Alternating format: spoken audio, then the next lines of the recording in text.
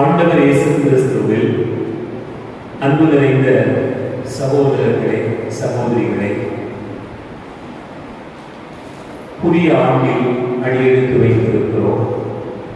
புதிய ஆண்டினுடைய முதல் செவ்வாய்க்கிழமையில் நம்முடைய பாதுகாவலருடைய நாளில் ஆண்டவருக்கு நன்றி கூறவும் ஜெபிக்கவும் நாம் இங்கே வந்திருக்கிறோம். இந்த முதல் வாசகத்தில் நாம் ஒரே ஒரு வசனத்தை நம்முடைய சிந்தனைக்காக எடுத்துக்கொள்ள கிடைக்கப்படுகிறோம்.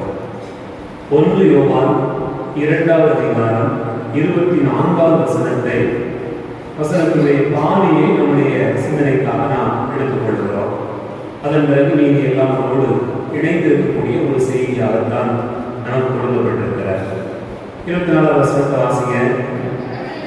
தொடக்கத்திலிருந்து நீங்கள் கேட்டறிந்தது உங்களுள் நிலைத்திருக்கட்டும் என்று யோவான் தன்னுடைய திருமுகத்தில் நமக்கு சொல்கிற செய்தியை வாசிக்க கேட்கிறோம்.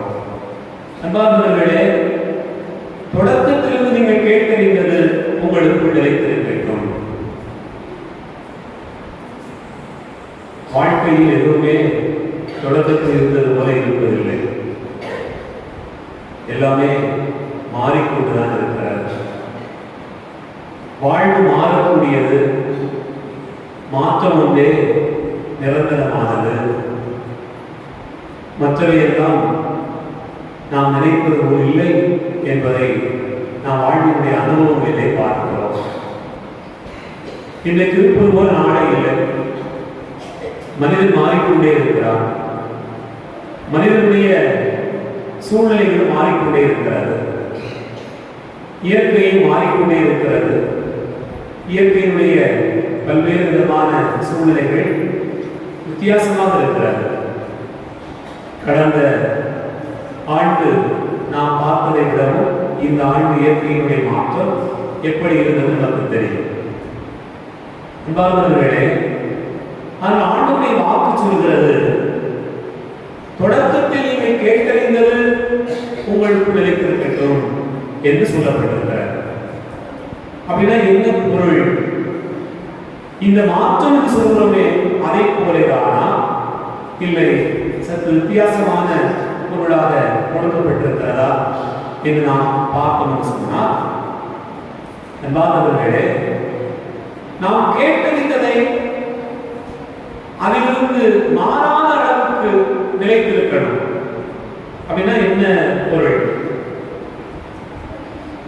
அன்பார்ந்தவர்களே, நாம நம்முடைய வாழ்க்கையினுடைய அனுபவங்களிலே சொல்ல முடியும். நல்லா பேசி பாராட்டிய ஒருவர் தொடக்கத்தில் இடத்தில் இருந்தவரை இன்று இருப்பதில்லை.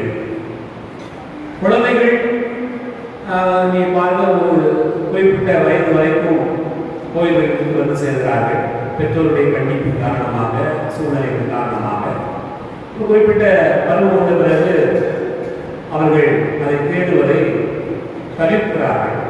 ஏன் வராமல் போறாங்க அப்படிங்கிற பெரிய கேள்விதான் நமக்கு எழுதுகிறார்.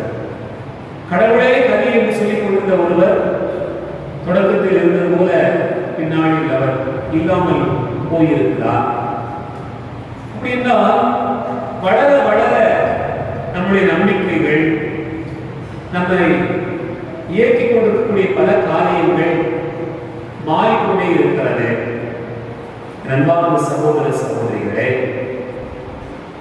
உண்மையிலேயே நாம் நினைத்து பார்த்தோம்னு சொன்னால், நாம் கேட்டறிந்ததை, கற்றுக்கொண்டதை, நாம் நம்முடைய வாழ்க்கையில் சில நம்பிக்கைகளாக வைத்திருந்ததை தொலைத்து விட்டோம். அதுதான் நம்மால் நினைத்திருக்க முடியாமல் காரணமாக இருக்கிறார். நீங்கள் நினைத்து பாருங்கள், சின்ன பிள்ளைங்க பள்ளிக்கூடத்துக்கு 1வது போகும்போது நீ என்னவாக போற அப்படின்னு கேட்ட உடனே என்ன சொல்லுவாங்க? நம்ம பிள்ளைங்க பேசி பழகிற உடனே கொஞ்சம் ஹாஸ்பிட்டலில் கொஞ்சம் போமா, அது பார்த்த உடனே அதுல இருந்து என்ன கற்றுக்கணும்? நானும் டாக்டர் ஆகணும் அப்படின்னு நினைச்சு கற்றுக்கணும்.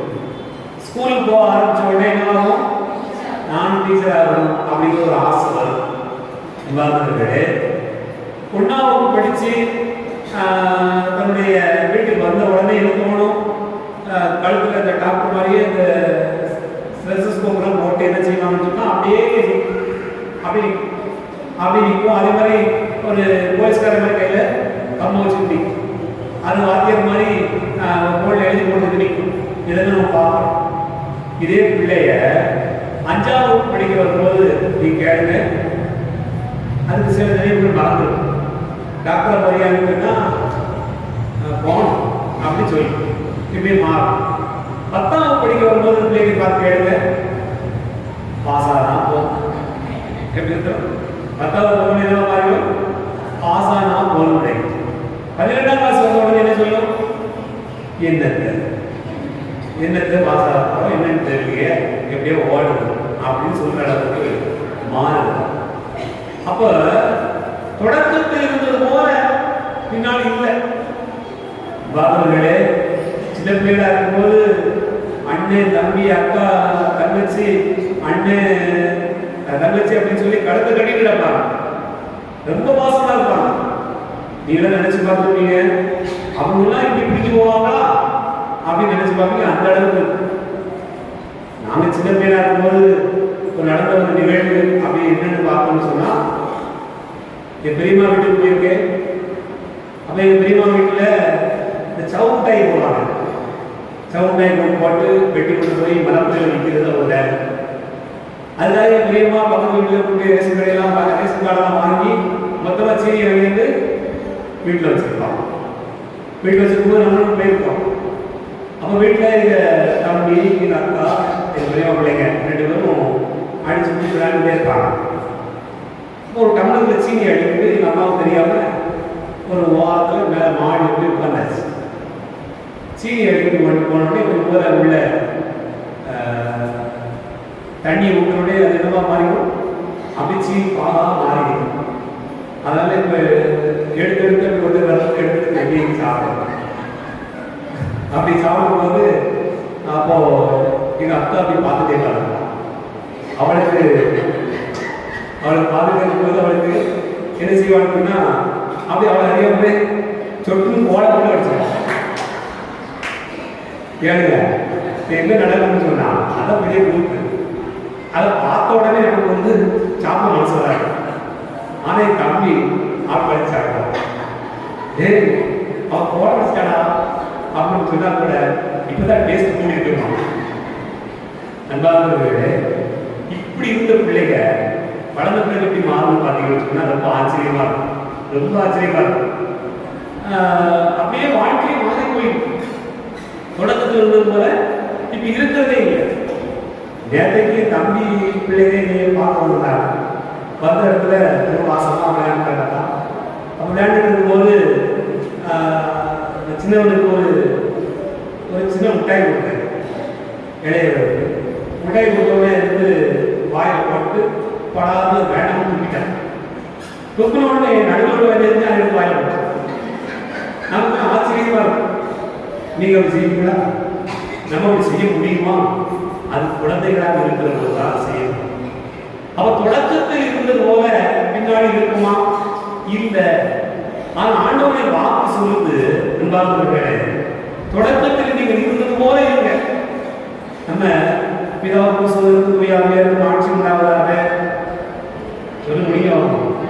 தொடக்கத்தில் இருந்தது போல இப்பொழுது எப்பொழுதும் என்னது இருப்பதா? நம்ம ஜெபமே எப்படி சொல்லி பார்த்தீங்கன்னா தொடக்கத்தில் இருந்தது போலதான் இருக்கணும். மத்தேயு நற்செய்தி 19வது அதிகாரம் எடுத்துங்க. மத்தேயு நற்செய்தி 19வது அதிகாரத்திலே நமக்கு ஒரு செய்தி சொல்லப்பட்டிருக்கிறது. அந்த திருமணத்தை குறித்து சொல்லப்படுகிற போது ஆண்டவர் என்ன சொல்கிறார்? வாசிங்க. மத்தேயு நற்செய்தி 19வது அதிகாரம் வசனம் 4வது வசனம். அவர் மறுமொழியாக படைப்பின் தொடக்கத்திலேயே கடவுள் ஆணும் பெண்ணுமாக அவர்களை படைத்தார் என்று நீங்கள் மறைநூலை வாசித்தது இல்லையா? அப்ப என்ன அர்த்தம்? ஏன் தொடக்கத்திலே அதாவது இருந்தது, அதுபோல நீ ஏன் இல்லை? அன்பார்ந்த சகோதர சகோதரிகளே, நம்முடைய திருமண வாழ்வு அதை எடுத்துக்கொண்டால் கூட தொடக்கத்தில் என்ன இருந்ததோ அது போல இருக்கும். பாருங்க, கல்யாணத்துக்கு வந்திருக்கும் போது வந்து நிற்கும் போது நமக்கு சொல்லும் போது அழைப்பு என்ன? நீ பிரமாணிக்கமா இருக்கியா, அன்பு செய்யா, கடைசி வரைக்கும் நன்மை நிலைச்சிருக்கியா, உன்னுடைய வாழ்நாள் முழுக்க இவரை நேசிக்கவும் மதிக்கவும் நீ வாக்களிக்கிறியா அப்படின்னு கேட்டவொடனே என்ன சொல்லுவாங்க? எல்லாரும் சொல்ல மாட்டாங்க, பொண்ணு மாப்பிள்ளை சொல்லுவாங்க. பொண்ணு மாப்பிள்ளை சொல்லுவாங்க, பொண்ணா மாப்பிள்ளையா கோயிலுக்கு வந்து காரியம் சொல்லுங்க, வாக்களிக்கிறேன்னு சொல்லுங்க. அப்படிதானா? அப்ப என்ன அர்த்தம்? கடவுளுடைய இந்த அழைப்பில் அது உறுதியா இருக்கும் சொல்ற மாதிரி சொல்லி கடைசி என்ன நடக்கும் அப்படின்னு சொன்னா அப்படியே வாழ்க்கை மாறிக்கொண்டே போய்கொண்டே இருக்கு. எனக்கு அன்பார்ந்த சகோதர சகோதரிகளே, இது படிப்பு தொடங்கி, அன்பு தொடங்கி, திருமண வாழ்க்கை தொடங்கி, வேலை வாய்ப்பு போனாலும் கூட வேலைக்கு போன இடத்துல முதல்ல நல்லா இருக்கும். தொடக்கத்துல ரொம்ப அன்பு செய்யும், ரொம்ப நேசிப்போம். நாம் அந்த வேலைக்காக அந்த இடத்துக்காக ரொம்ப அர்ப்பணமாக இருப்போம்.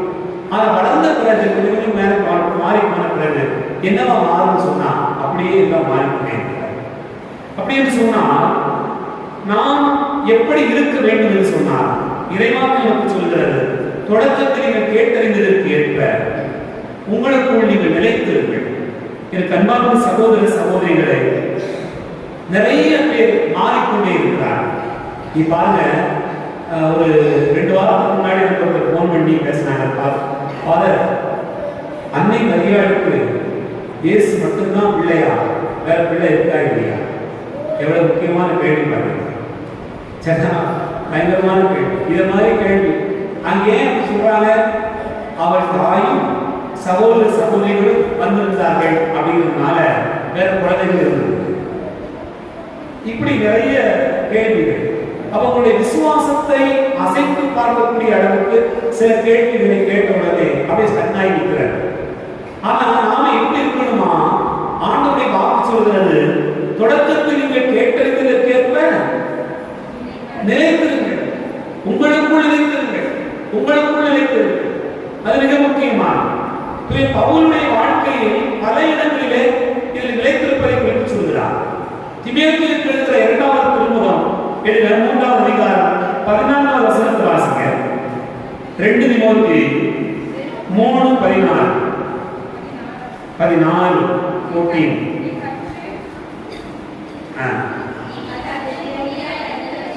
நீ கற்று உறுதியாய் அறிந்தவற்றில் நிலைத்திரு.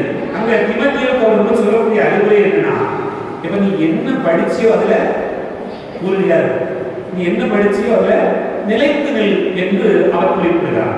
அன்பார்ந்தவர்களே, இங்க விவிலியத்தினுடைய பகுதிகளை பார்த்தோம்னு சொன்னால் நிறைய கதை மாதிரிகள் இருக்கிற உதாரணமாக இருப்பார்கள். ஆபிரகாம் தன்னுடைய வாழ்நாளில் நிலைத்திருந்ததாகத்தான் இன்றைக்கு பேசப்படுகிறார். தான் அழைக்கப்பட்ட காலம் நமக்கு தெரியும். ஆனால் ஒரு குழந்தை பாக்கியம் கிடைக்குது 100 வயசுல. அவ எவ்வளவு காலம் அவர் நிலைத்திருந்தார்? இந்த குழந்தை இல்லாத காலகட்டங்களில் அவர் எவ்வளவு தூரம் ஆண்டவரை பின்பற்றினார், எவ்வளவு ஆழமாக ஆண்டவரை பற்றி கொண்டார். அன்பார்ந்தவர்களே, எனக்கு எதுவுமே தரப்படவில்லை, எனக்கு சொன்னபடி நடக்கவில்லை, ஆனாலும் கூட ஆண்டவர் எனக்கு கற்றுத்தந்த அந்த வாக்கியம் நினைவில் இருக்கிறது, அதை நான் நினைத்து நின்று போவேன் என்று நினைத்துக் கொண்டிருந்தார்களா? அதுதான் உறுதியான வாழ்க்கை. அப்படி நிலைத்திருந்ததால்தான் அவர் அவருடைய சந்ததி பெருகியது என்று பார்க்கிறோம். அதே போல விவரத்தை பார்க்கிறோம். தாவீது ஆண்டவருக்கு கொடுக்கக்கூடிய இந்த அருள் பொழிவில் அழைப்பில் உறுதியாக இருக்கிறார். சவுலை பாருங்க, நிலைச்சிருக்கிறார். முதல்ல அருள் பொழிவு செய்யப்பட்டவர் யார்? சவுல் தான். அரசனாக தேர்ந்தெடுக்கப்பட்டவர் சவுல் தான். ஆனா சவுல் அந்த அழைப்பு நிலைத்து நிற்கிறார். அவர் தாவீது நிலைத்திருந்தார். அப்படி என்று சொன்னா, நீங்கள் என்ன கற்றிருக்கிறீர்களோ, என்ன தேர்ந்து கொண்டீர்களோ, தொடக்கத்தில் ஆண்டவர் உங்களுக்கு என்ன சொன்னாரோ அதை நினைச்சிருக்கிறோம். அது நமக்கு சொல்லப்படுகிற பாடம். நீ பாருங்க, தொடக்கத்துல எந்த தாயும் தந்தையும் பிள்ளைகளுக்கு ரொம்ப மோசமானதை கற்றுக் கொடுக்கிறது. அப்படிதான் இல்லையா? நான் நினைச்சுப்பேன், சின்ன குழந்தைகளா இருக்கும்போது நம்ம கற்றுக் கொடுக்கறதுலாம் நன்மையாக தான் கற்றுக் கொடுக்கணும். கொஞ்சம் பெரிய ஆளான பிறகுதான் நம்ம கற்றுக் கொடுக்கறது தப்பா இருக்கும், நம்ம கற்றுக் கொடுக்கறதும் தப்பாயிடும். பிள்ளைகள் பார்த்துட்டு சொல்லுவாங்க, போவா அவன்கிட்ட பேச, அவனுக்கும் நமக்குக்காக, அவனுக்கு நமக்கு ஆதாரம். இதெல்லாம் எப்போ கற்றுக் கொடுப்போம்? கொஞ்சம் விவரம் தெரிஞ்ச வரைக்கும். விவாதத்துக்கு எப்படி இருக்கும்? எல்லாருக்கும் போவோம், எல்லாரையும் தேடும், எல்லாரும் என்ன செய்யும்? நாம் போகலாம் சொல்லுவோமா? சொல்ல மாட்டோம். பக்கத்துல போக வேண்டாம் சொல்லுவீங்களா? கட்டாயம் போக சொல்லுவோம். அப்ப தொடக்கத்தில் கற்றுக்கொண்டது எல்லாமே எப்படி இருக்கிறது சொன்னா நல்லவையாக இருக்கிறார். அதனாலதான் ஆண்டவருடைய வாக்கு சொல்கிறது, தொடக்கத்தில் என்ன கற்றுக்கொண்டாயோ அதை நினைச்சு கல்யாணத்தை எடுத்துக்கொள்ளுங்களே. கல்யாணம் ஒரு புதிய தொடக்கம் தான் இல்லையா? திருமணம் ஒரு புதிய தொடக்கம். அந்த புதிய தொடக்கத்தில் என்ன நடக்கும்? அங்க எங்கேயாவது மோசமா சொல்லியிருப்பாங்களா? பார்த்து நல்லா இருக்குங்களா, நல்லா சந்தோஷமா இருக்கணும், 14 பெற்று பெருவாழ்வு வாழணும், உங்களுடைய வாழ்க்கையில் எந்த குறையும் இல்லாமல் இருக்கணும் அப்படின்னு சொல்லித்தான் கோயிலுக்கு ஆசீர்வாதம் போகும். நீங்க மொய்யெழுதும் போது அதை சொல்லி தான் மொய் எழுதுறீங்க. ஆனா பாவியில போட்டாலே எழுதுவான் இல்லையா? அப்படி மொய் எழுதுறது இல்லை. மொய் எழுதும் போதே நினைப்போம் நல்லா இருக்கட்டும், பிள்ளைங்க சந்தோஷமா இருக்கட்டும், நிறைவா இருக்கட்டும் அப்படி நினைச்சுதான் மொய் எழுதுவோம். அப்படின்னு சொன்னா தொடக்கத்தில் எல்லாமே சரியாகத்தான் இருக்கிறார். ஆனா போக போக என்ன நடக்குன்னு சொன்னா திருமண வாழ்க்கையாக இருந்தாலும் கூட அதில் குழப்படி இருக்கிறார். எனக்கு அன்பார்ந்த சகோதர சகோதரிகளே, இன்றைய நற்செய்தி வாசகத்தை நாம் எடுத்துக்கொண்டோம் என்று சொன்னால் யோவானிடம் வந்து கேட்கிறார்கள், நீ யார் என்று கேட்கிறார்கள். யோவான் என்ன சொல்கிறார்? நான் மெசியா அல்ல, இறைவாக்கினர் அல்ல, அப்படின்னு ஒண்ணுனா எலியா அல்ல அப்படின்னு மீண்டும் மீண்டும் நான் அல்ல என்று சொல்கிறார். நீ மெசியா, இறைவாக்கினரா, எலியாவா என்று கேட்கிற ஒவ்வொரு கேள்விக்கும் நான் அல்ல என்று சொல்கிறார். அப்படின்னா என்ன அர்த்தம்? எனக்கு அன்பார்ந்த சகோதர சகோதரிகளே, அவர் நல்ல பேர் போடு கிடைச்சது, பேர் போடு கிடைச்சது. அவர் நல்ல ஒரு சூழ்நிலையில் இருக்கிறார். இந்த நேரத்தில் ஆமாப்பா நான் தான் இறைவாக்கினர், அவன் நான் தான் மெசியா, நான் தான் எலியா, நான் சொன்னா நடக்கும் அப்படிலாம் சொல்லல. தொடக்கத்தில் அவருக்கு என்ன வாக்கு அருளப்பட்டது, என்ன சொல்லி அனுப்பப்பட்டாரோ அந்த செய்தி சொல்றார். நான் யாரு? பாலைவனத்தில் நுழைந்துகிற குரல், அவ்வளவுதான். ஆண்டவருக்கான பாதையை சென்னைப்படுத்துகிற மனிதன் தான் நான். அதனால யோவா தன்னுடைய வாழ்க்கையில் தொடக்கத்தில் என்ன கொண்டிருந்தாரோ அது உறுதியாக இருந்தார். அது மாறல. நம்ம தொடக்கத்தில் அன்பு செஞ்சுட்டு, தொடக்கத்தில் பாசத்தை வச்சுட்டு, தொடக்கத்தில் எல்லாத்தையும் கொடுத்துட்டு பின்னாடி போக போக அந்த அன்பையே மாற்றி விடுகிற, வாழ்வையே மாற்றி விடுகிற, அப்படி போகிற ஒரு வாழ்க்கை முறையை ஆண்டவர் நீ யோசித்து பார்த்திருக்கிறார். அதனை வசனம். எனக்கு அன்பார்ந்த சகோதர சகோதரிகளே, அப்படி கேள்வி கேட்டவர்களிடம் திருமுழுக்கு யோவான் நான் அனுப்பப்பட்டது, அவ்வளவுதான். ஆண்டவருடைய வாக்கை அறிவிப்பதற்காக, தயார்படுத்துவதற்காக அனுப்பப்பட்டது, எந்த வேறு இல்லை என்று சொல்கிறார். அதனால எல்லாரும் புகழ்ந்து கேட்கிறாங்க, நான் யாருக்கு தெரிஞ்ச கேட்கிறாங்க நினைச்சிட்டு அவர் இல்லையான்னு சொல்லல, அவர் இறைவாக்கினர்னு சொல்லல, தன்னை மெசியான்னு சொல்லல, மாறாக தான் யார் என்று அங்கு வெளிப்படுத்துகிறார். அன்பார்ந்த சகோதர சகோதரிகளே, நீங்க நினைச்சு பாருங்க, ஆதாமையும் ஏவாளையும் ஆண்டவர் இந்த பூமியிலே உண்டாக்கி அவர்களுக்கு வாழ்வழித்து அந்த இன்பத்தில் உலகம் விட்டு விடுகிறார். இப்ப தொடக்கத்தில் ஆண்டவர் அவர்களை பார்த்து சொல்கிறார், பருகி பெருகி பூமியை நிரப்புங்கள், மகிழ்வாக இருங்கள் என்று சொல்கிறார். இந்த அன்பு அவர்களிடத்தில் இருக்கிறதா? இல்லை. தொடக்கத்தில் ஆண்டவர் என்ன சொன்னாரோ அது மாறிவிடுகிறது. அப்படியே பாதையில வேற யாராவது வந்து சொன்ன உடனே மாறிடுறாங்க. கொஞ்சம் தூரம் போக வேண்டியது, பாதையில யாராவது வந்து சொன்ன உடனே அப்படி மனசு மாறுது. நிறைய பேர் கத்தோலிக்க திருச்சபை விட்டு போறதுக்கு காரணம் என்ன அப்படின்னு பார்த்தீங்கன்னு சொன்னா பாதியில போறாங்க. நான் சொல்றது பாதியில வேற கேட்டிருக்கேன். இவ்வாறு அன்பார்ந்த சகோதர சகோதரிகளே, நிறைய நேரங்களில் அவர்களுக்கு வாழ்வினுடைய சூழ்நிலைகள் அப்படி மாறிக்கொண்டே இருக்காங்க. அப்படின்னு சொன்னா தொடக்கத்தில் கற்றுக்கொண்ட இடம் எது? இங்கே நீ ஆண்டவருடைய வார்த்தை வாங்கிக் கொண்ட இடம் எது? இதில் அல்லவா உறுதியாக இருக்க வேண்டும். அன்பார்ந்த சகோதர சகோதரிகளே, நாம் நினைச்சு பார்க்க வேண்டியிருக்கோம். அப்படின்னு சொன்னா இறைவாக்கு நமக்கு சொல்லுகிற அழைப்பை பார்க்கிற போது தொடக்கத்தில் இருந்தது போல இப்போது இருக்கணும்னு சொன்னா என்ன செய்யணும்? 3 காரியம் தான் மனதில் வைத்துக் கொள்ளுங்கள். ஒன்று, பாதையில் யாராவது வந்து உங்களுடைய விசுவாசத்தை உரைக்கிற நிலையில் செயல்படுவார்கள் என்று சொன்னால் அதற்கு கீழ்ப்படியார்கள். இது முதல் செய்தி.